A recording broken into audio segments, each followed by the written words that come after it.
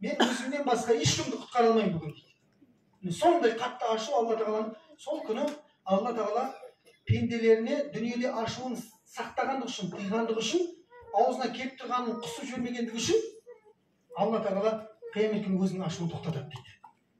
Нағыз қызықты көкес сол кезде болады ғой негізі. Сол кезде және не дейді Алла тағала? Бұл ашудың басы тәтті болады дейді.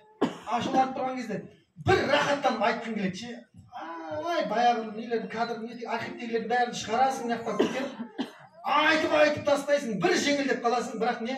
Ана адамның көңілінде қайғыды қалдырып тастадың. Көрдіңіз бе? Ашудың басы тәтті дейді, соңы қатты болады дейді.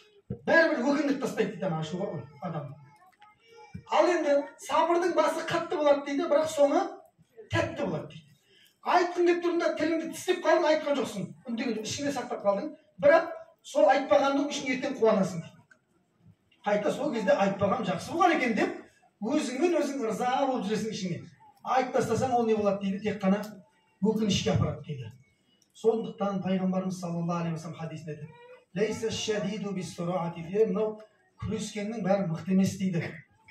Бұл күрескен адам мықты емес дейді. Денесі мықты.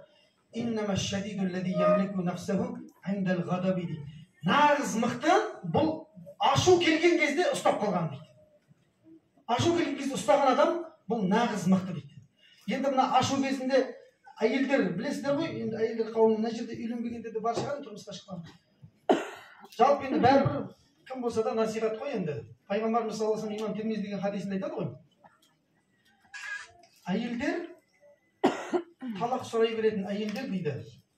Ашуланған кезде бар ғой, ашуланып, болды мен ажырасам, тасташы деп. Тұрғым келмейді сенімен деп, жаңағы сөйтіп ашуланған кезде ажырасқысы келе беретін әйелдер дейді. Олар жәннаттың иісін мұрнына сезе алмайды дейді пайғамбар саллаллаху алейхи вассалам.